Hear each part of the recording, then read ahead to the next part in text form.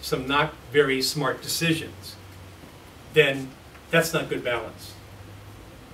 If you're beholden to one particular angel investor, or you're beholden to one particular customer or partner, that might not be good balance.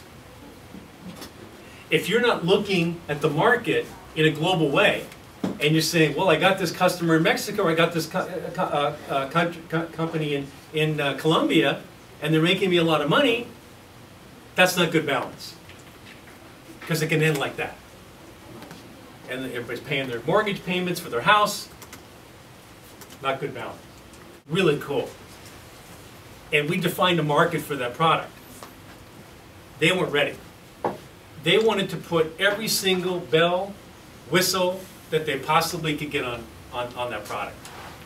They just now, right before Christmas, called me and said, hey Steve, we're ready. The market conditions have changed. I'm surprised you even still have my phone number. I might have changed. That's impossible. So think about that for a minute. You see what I mean? I mean, you know, think about that. Align your brand. Everyone has a brand.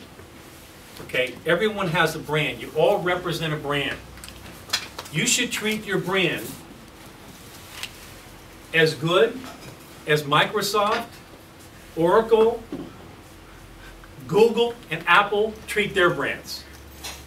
Everything you do, everything you say, how you look on the website, how you look at a press release, how you write an email, how you respond to somebody reflects your brand. Let me tell you something that bothers me, and it seems like a small point. When people send me an email and it doesn't have any signature block on the bottom, it seems like a really small thing. It doesn't have the name, it doesn't have the, even if I have your business card, it doesn't have the name, the signature block, the web address, nothing. I look at that as being unprofessional. Because if you were talking to Bill Gates, or some of the founders of Google, or even some of the other senior executives from companies, they would think you don't understand the right business protocols. And it's important to understand the right business protocols. It seems like an easy thing. Hans is going to get up and talk about, in a few more slides, he's going to get up and talk about the cultural differences. So he's going to get a little more into that. But we're very big on that. I mean, that's one of the things we do when a company wants to come over. We say, okay, let's look at your PowerPoint, your data sheets, your email block. Everybody goes, wait a minute, I know how to do all that. No, you don't. Trust me, you don't. You think you do, but you don't. Seems like a simple thing. It's like, well, no, it's not about that. It's about the technology. It's about my... No. It's about how you present yourself. How you look when you come to a meeting. Are you on time? Are you late? One of the biggest complaints from enterprise companies, and I call on them up and down in all sectors, banking, insurance, you name it, okay, is European companies are late. They are always late. They don't show up for meeting. So what happens? Companies come over, they're late, they get, whatever the case is, it could be a good excuse. That doesn't change the meeting schedule. So the guy welcomes you and says, welcome to my office. Guess what? We now have a half an hour for the meeting. You have an hour presentation. What do you do now?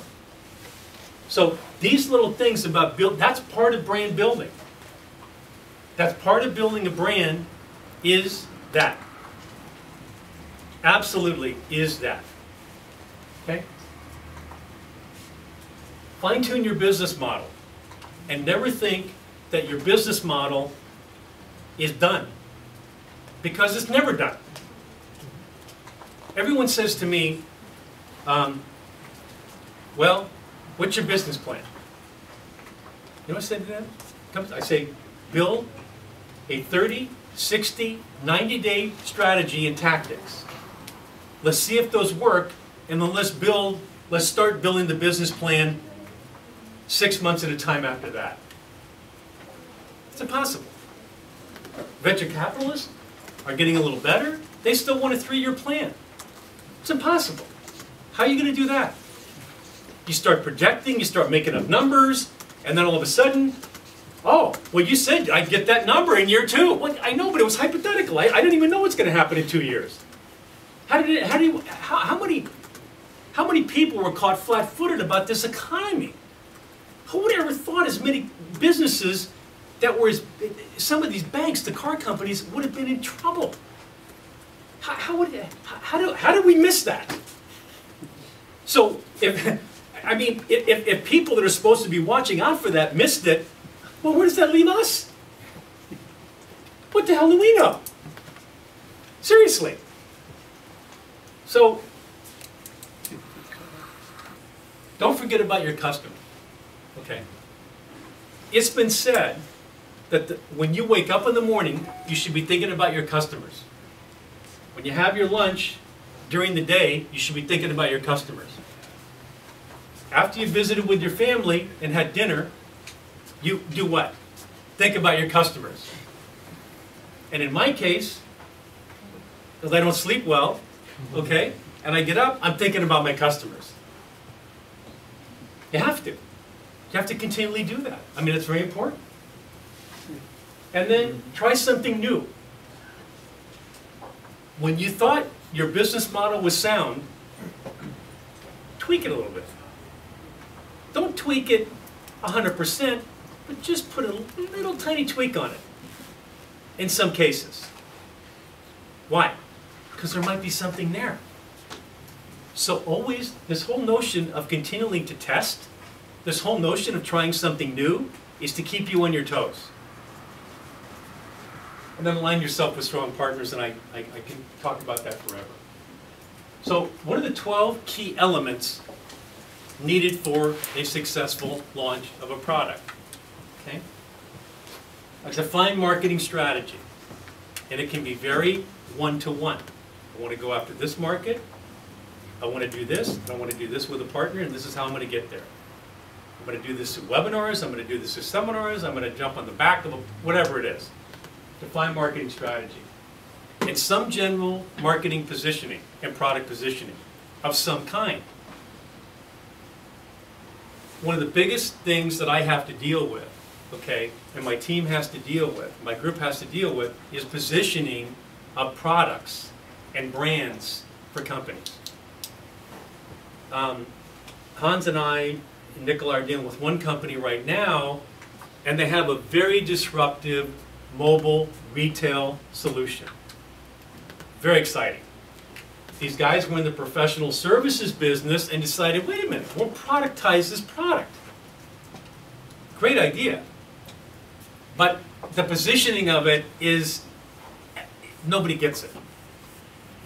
Because I mean, really, what is it?